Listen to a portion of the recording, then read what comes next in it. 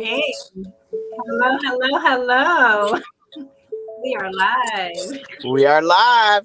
Hey, welcome to another week of Stew Spreading Love Unapologetically. We are at episode 8. Welcome, welcome, welcome, everyone. Welcome, welcome. We at it again, y'all. We at it And, again. and we have a beautiful guest in the house, Miss Kim Jordan. Everybody, welcome Kim Jordan. So, Kim, we have at the beginning of each of our podcasts, we always give shout outs. So, we're going to start with you today. Is that okay? Yes, it is. All right. So, you got any shout outs? Hey, I just want to first say I'm humbly grateful, just understanding my worth. Yes. And I want to give a shout out, first of all, to myself for continuing to be resilient Yes. from there to out here. And I don't give myself enough credit because I'm not used to doing that. So Yes. I want to give a shout out to myself Yes.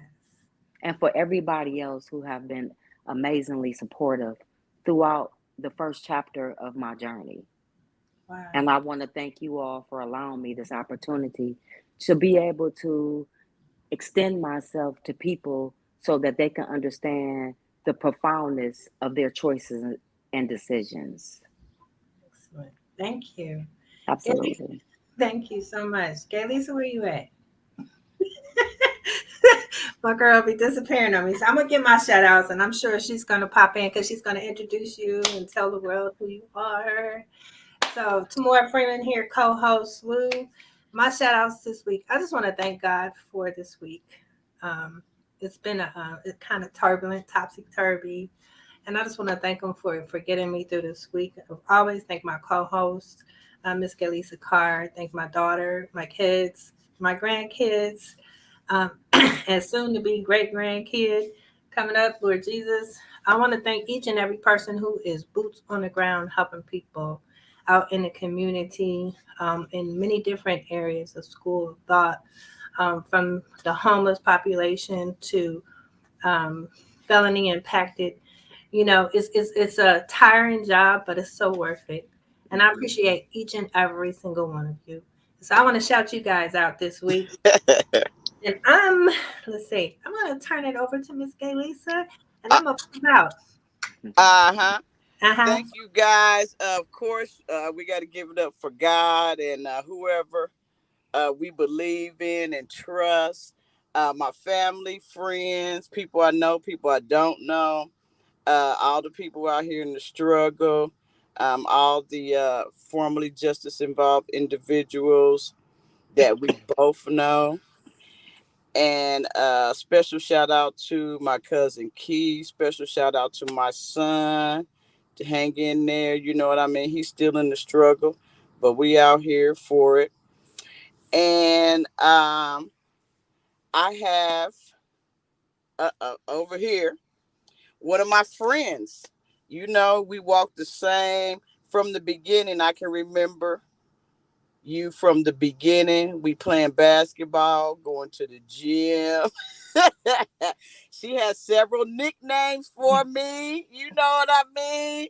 But she always had that smile on her face, and you know what I mean. It's you can't even explain the camaraderie when you go all the way from that to now we sitting right here looking beautiful, telling y'all and sharing with y'all, things that happen to us so other people don't have to do it, because that's our purpose.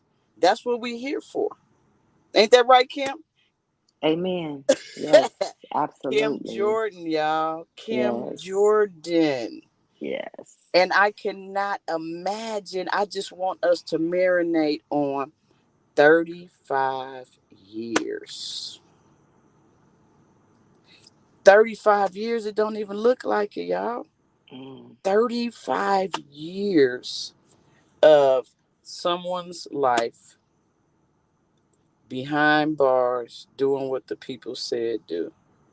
Because I don't care really. And, I'm not biased, but 35 years is a long time for a lot. A long time for a lot. You know, comparing our two cases, we both did the same thing. I did 13, you did 35. Big difference. Something's not right, but that's what we in the fight for, y'all. Kim, how are you today? I am grateful and blessed. Thank Yeah, you for asking. yep, yep. So 35, what does that mean to you? 35 years. Mm, appreciate that question. 35 years mean to me 3.5 decades resulting in my choices and decisions. Mm-hmm. That's what 35 years equate to me. Yes, equate, yes.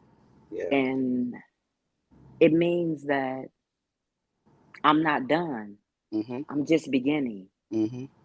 Mm-hmm. The 35 years for me, I don't focus on the time I've done. My focus is why did I fight so hard to keep my mental to come back out here? So Mm-hmm. I understand that my purpose is far greater than the 35 years Mm-hmm. that I surrendered myself to because Absolutely. I made a choice Absolutely. and I'm completely accountable and responsible for the part that I played. Did it lead up or did it add up to 35 years? Absolutely not. And I didn't realize what I was really getting myself into at the age of 20. Mm-hmm. And it just allows me to reflect on why did I make that choice and decision? Because it's imperative that when I understand why I done it, then I can extend myself to others to say, well, I did it because I needed for somebody to know that I was worthy of their love by all means necessary. But the same love, and back then, I believed in the word loyalty, that the person that I took the case for, he was worthy. But in actuality, I was worthy. But I didn't understand that at 20 because when we go through trauma, and a lot of people don't understand the magnitude of trauma, there is no one in this entire world that hasn't had some type of scale of trauma. And we can't measure trauma because everybody don't bounce back the same. So what's most effectively and most important for me is understanding that my trauma stemmed from when my mom passed. And from there, I didn't understand her absence. I didn't know how to go inward, to dig, and to love myself. So I went outward looking for someone else to give me what I knew now that I had all along within me. So that's what my 35 years mean to me. Wow, Kim, I'm telling you. Um, I mean, you said it so eloquently, and you know what I like. Accountability first. You know what I mean? We have to take accountability first, and that's what you did. You know what I'm saying? That's how, and that's how we start to heal. Mhm. That's how we start to heal. Um, I want you to talk about right before you came home. When did you? How long before you got out did you know you were coming home? Let's talk about that. Wow. I appreciate you asking me that question because actually, I haven't even dealt with those emotions. Well, I went to the parole board September of 2022. I hadn't had a ticket in 7 years, conduct report. They knew I didn't do it. Evidence was there. Mm. However, it was my behavior inside the institution that prohibit me from possible future endeavors that have could have given me an early release. But somewhere along the way, in the midst of that, I had lost myself. And I know that in order for me to come home, I knew that I had to dig deep and make some changes for no one other than myself if I genuinely wanted to come back out here. And when I went to the parole board in September of 2022, it wasn't a full panel. So therefore, if it's not 5 or more people, you can't get a decision that day. So unfortunately, it was only 4 people there, which I felt that they felt me. However, mentally, it still was the unknown. And the fact that for all those years, being incarcerated, it's not a physical job, it's a mental and emotional job. And thinking about from September to the end of October, 30 something days, I had to wait for a decision. And they recommended my freedom. But also, the second phase was my victim's family. How did they feel? I can,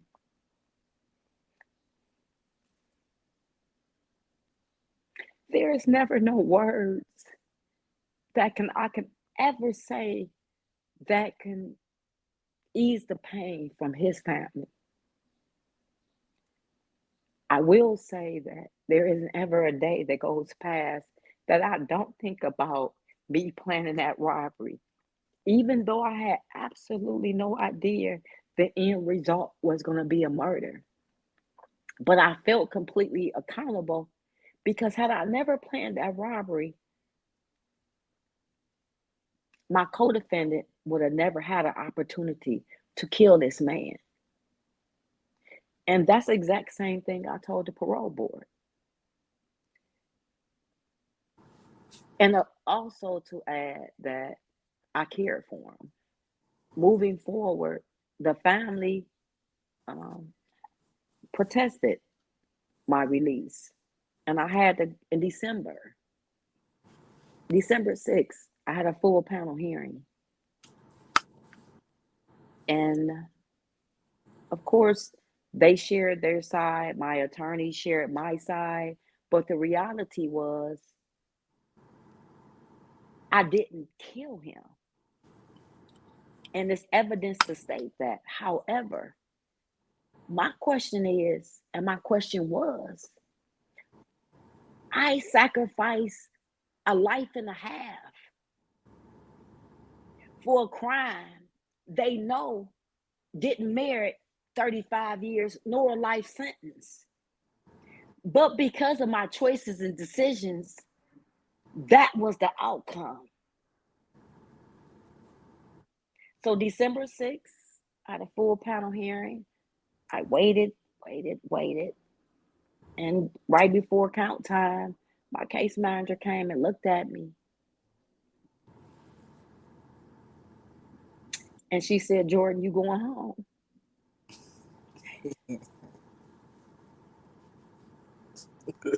That feeling, I still want to cry Yes. because it just, finally, I get a second chance. Ultimately, what am I going to do with it?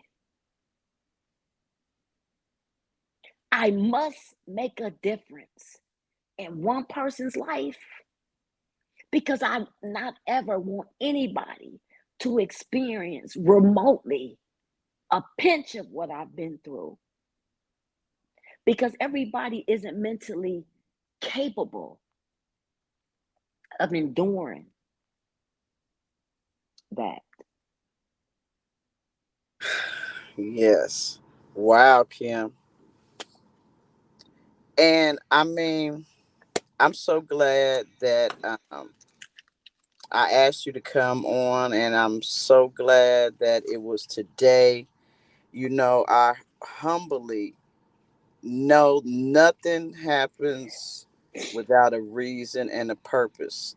And I Correct. know who I serve.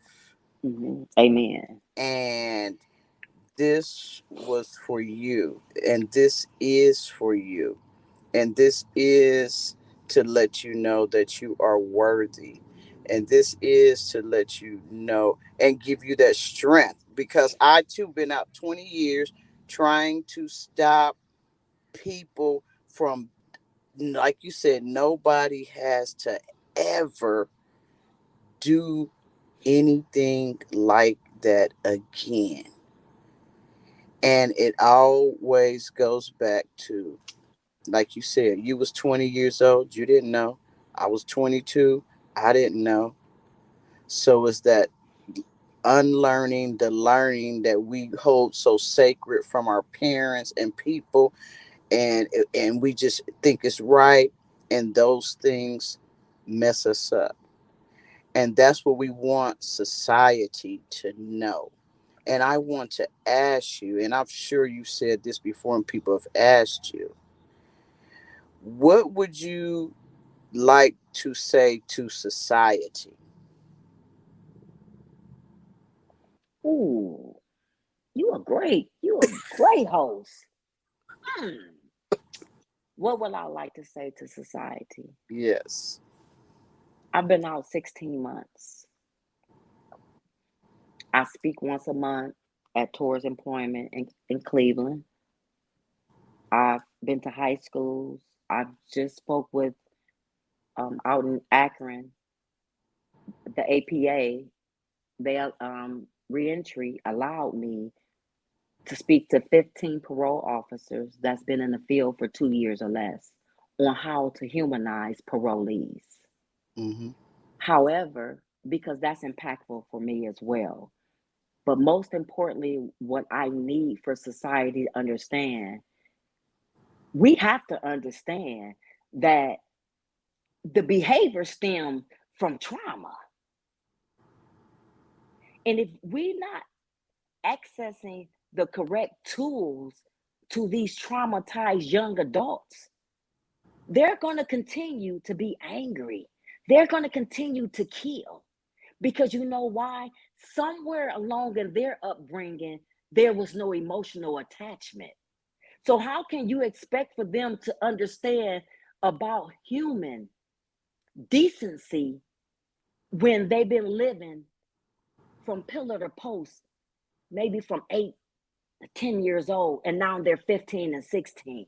So, you cannot expect for them to mentally understand what it's like to be respectful, what it's like to understand, what it's like to even have common courtesy. Because we can't begin how many times they've been traumatized in their journey.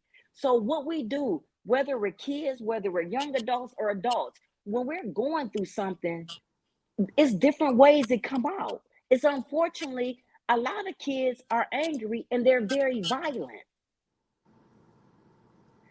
What you say, okay, you kill somebody, you lock them up, and like me, until you 50 something years old. That's not doing justice, because even though I've been locked up for 35 years, the trauma I've been through from the time I was a kid until today I came home, that wasn't addressed. So I just was in a cage for 35 years. But the reality is we need to attack the trauma to prevent further disappointment, further crime, further negative decisions and actions. That's the foundation. We must understand the foundation of the trauma. Yes. Yep. Yep. So the world needs to understand. And then nowadays, 2, 3 year olds are suffering with depression.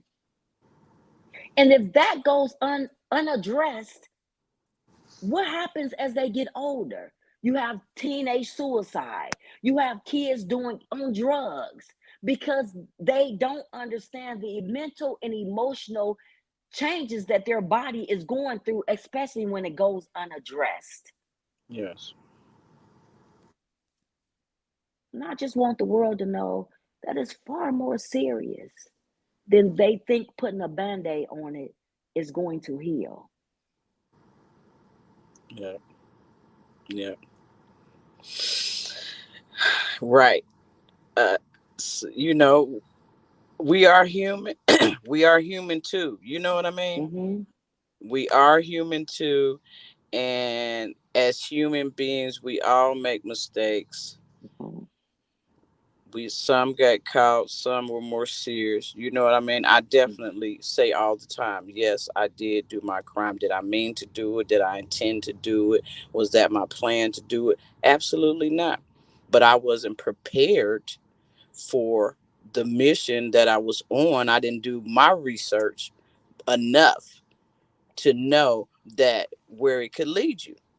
and Absolutely. and we all as kids and children, as we grow, we all do stuff. When they say don't touch the outlet, we still gonna go touch the outlet. We still gonna touch the hot stove, because that's what we do. And until that we do something that lands us in certain places or certain consequences, um we continue. But that's human being. That's not necessarily criminal or the criminal mind. You know, they say the criminal, the picture of the criminal is unaddressed mental health.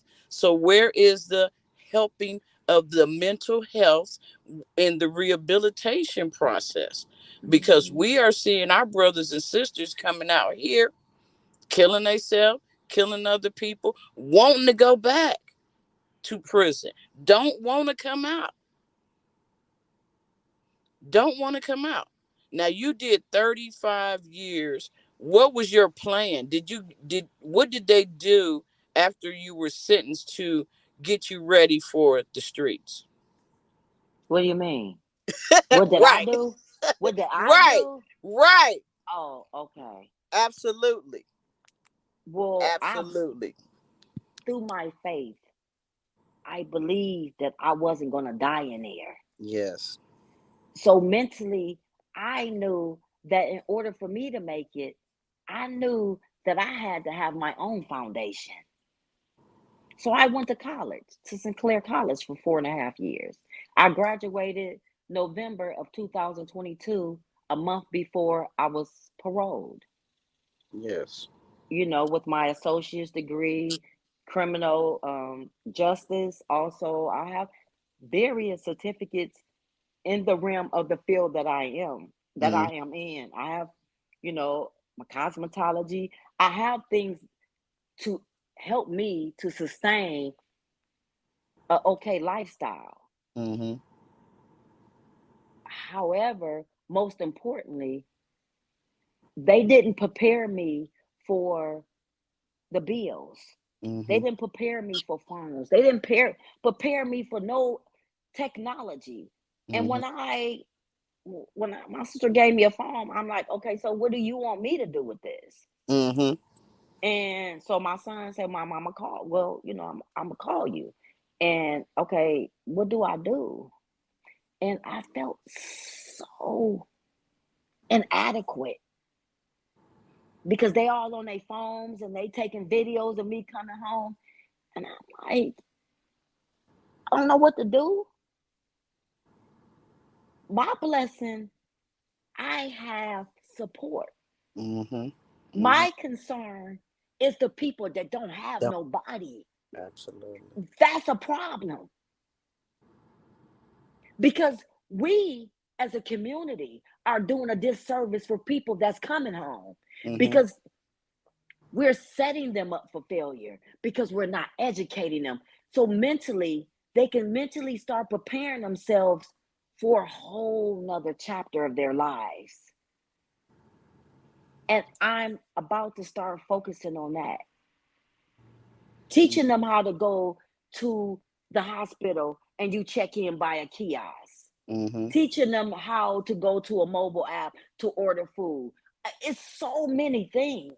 Mm-hmm. But how can you expect for anybody to be successful when you give them nothing but $75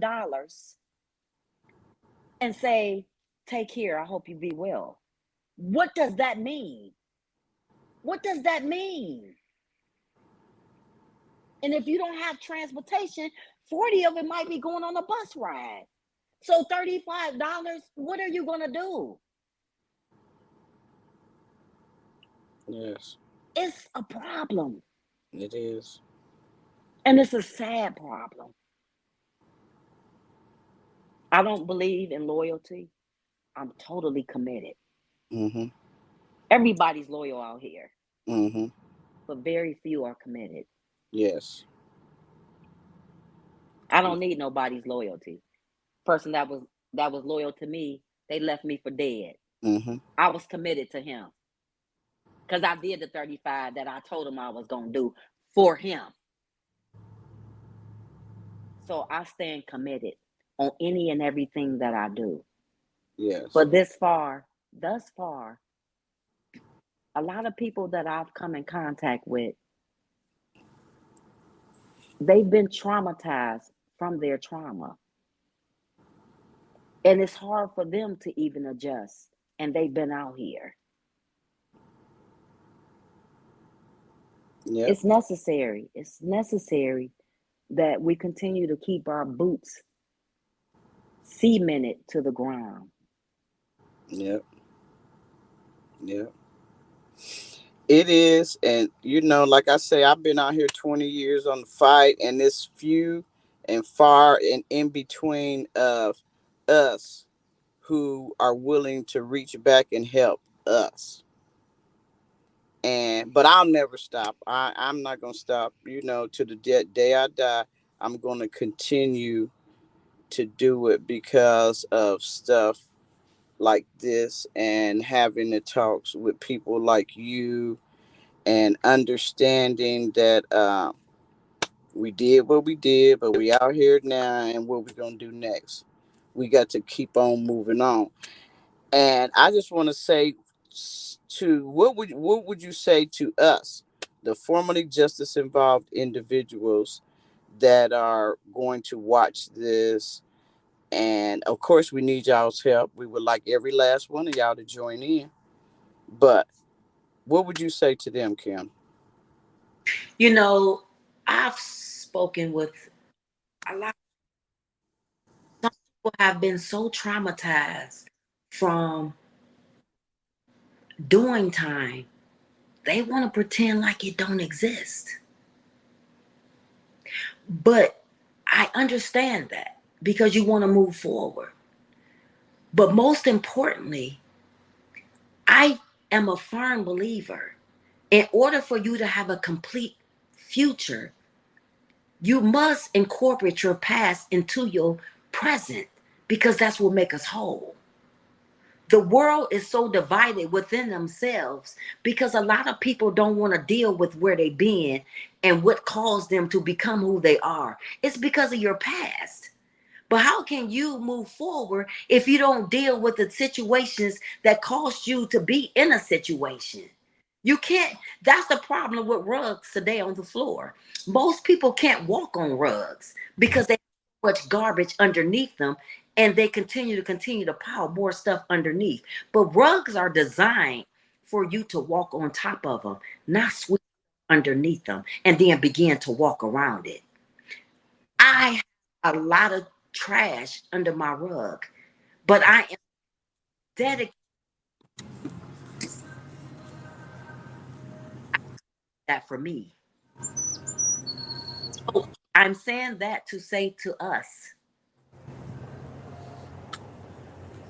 well, let's talk about where we've been and what we have become from it. That's what's important. And those are the things that's inspiring. Those are the things that's empowering. You have to have something. Trauma about what we've been through and how we're going to become better people to extend ourselves to others. Because that's what united is, coming together.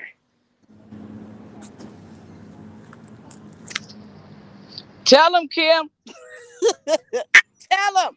Binds me up Tell them. that, yes.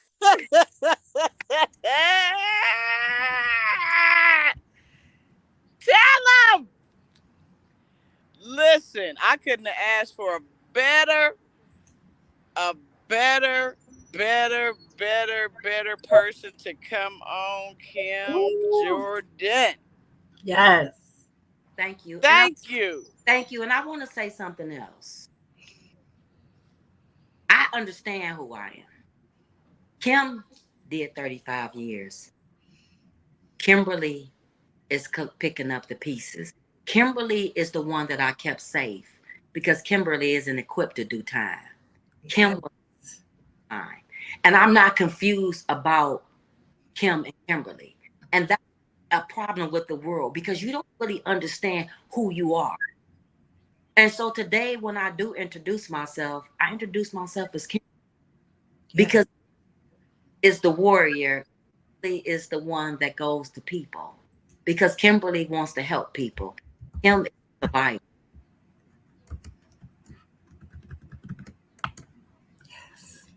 Kimberly. Thank you, Kimberly. My, Absolutely. Thank you, thank you, thank you. Tam, you got something to say? Ooh, that was powerful. That Man, it sent chills through my spine. Thank you. Thank no, you for saying that. I love accountability. I love where you're at right now. And I thank God that you made it home. And I'm so excited to see your future, what yeah, you have. and before I close, I need for the world to understand. I left my son 9 days after his third birthday. When I son was 38. yes. Mm. Today it's been 16 months. And my son still have a problem with me. Yes, Shanita. And Yes. I need for people to understand when you making a choice and decision and you are in a ship means it's more than just you. It Yep. don't kind of ship it is. And when you in a ship, you have to think about other people because guess what? I'm okay. But today I'm dealing with the pain from my 3 years and my son. So I'm not done because I'm still dealing with my past decisions and choices. Yes. Absolutely. I can say I'm sorry, but the sorry don't take the pain, and the sorry don't take away them needing me Yes. able to be there because I chose not to. It's one thing when you want somebody. It's a whole nother situation when you need somebody and Yeah. they so for the world, don't put in a situation where somebody you care about and love and they need you and you're not available. Because sometimes you can't come back from that. But I won't stop fighting. Yes. Pray for that. Yes. Yes. I pray. Shout out to our sons. I definitely understand. You know, my son been locked up. This is his 18 years, two different cases, two different times. But hey, we got to keep moving, right? Yeah, and Absolutely. as Absolutely. well. Thank you, Kim. Thank you, Kim. We appreciate you. Yep. Thank you. Woo! So you guys, y'all just heard from Kimberly. Kimberly. Y'all done. Very powerful, very riveting. Got a lot of comments. Thank you guys. Thank you, Kim, for joining our show. Can't wait for you to come back. Um, anytime. Anytime. You ready. Come on. Anytime. Okay, Lisa. Yes. Go up that mountain. No. Go up that mountain, okay, Lisa. Girl. It look beautiful. I'm gonna be down here looking at it. Oh, I'm so jealous. I'm so jealous. I'm so jealous. Yeah. You know what? Oh, So I'm signing out from Gatlinburg. Yes. Love everybody. Love you Thank guys. you, Kimberly. We will talk soon. yes, thank you guys again for having. All right now. Peace out. Okay.